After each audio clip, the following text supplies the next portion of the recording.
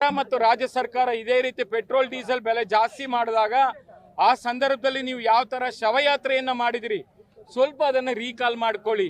ಇವತ್ತು ಮಾನ್ಯ ಗೃಹ ಮಂತ್ರಿಗಳು ಮತ್ತು ಮಾನ್ಯ ಮುಖ್ಯಮಂತ್ರಿಗಳು ಏನು ಡಿಫೆಂಡ್ ಮಾಡ್ಕೋತಾ ಇದ್ದೀರಲ್ಲ, ನಿಮಗೆ 5 ಗ್ಯಾರಂಟಿಗಳನ್ನ ಕೊಡಕ್ಕೆ ಸರ್ಕಾರದಲ್ಲಿ ಹಣ ಇಲ್ಲ ಅಂದ್ರೆ ಸರ್ಕಾರ ದಿವಾಳಿ ಆಗಿದೆ ಅಂತೇಳಿ ಒಂದು ಶ್ವೇತಪತ್ರವನ್ನು ಹೊರಡಿಸಿ ಅದನ್ನು ಬಿಟ್ಟು ಇವತ್ತು 6ನೇ ಗ್ಯಾರಂಟಿಯಾಗಿ ಈ ತರ ಜನಸಾಮಾನ್ಯರು ಬಳಕೆ ಮಾಡುವಂತ ಪೆಟ್ರೋಲ್ ಡೀಸೆಲ್ ಇರಬಹುದು, ಬೇರೆ ಬೇರೆ ಎಲ್ಲ ಅಗತ್ಯ ವಸ್ತುಗಳ ಬೆಲೆ ಏರಿಕೆಗೆ ನೀವು ನೇರ ಹೊಣೆ ಆಗ್ತೀರಾ. ಇದನ್ನು ಬಿಟ್ಟು ಪಾರ್ಲಿಮೆಂಟ್ ಚುನಾವಣೆಯಲ್ಲಿ ಜನ ನಿಮ್ಗೆ ಬುದ್ಧಿ ಕಲಿಸಿದ್ದಾರೆ. ನೀವೇನು 20 ಸೀಟ್ ಬರುತ್ತೆ ಗ್ಯಾರಂಟಿಗಳನ್ನು ಕೊಟ್ಟಿದ್ದೀವಿ. ಹೆಣ್ಣು ಮಕ್ಕಳು ವಿಶೇಷವಾಗಿ ಎಲ್ಲ ಹೆಣ್ಣು ಮಕ್ಕಳು ನಮಗೆ ವೋಟ್ ಹಾಕ್ತಾರೆ.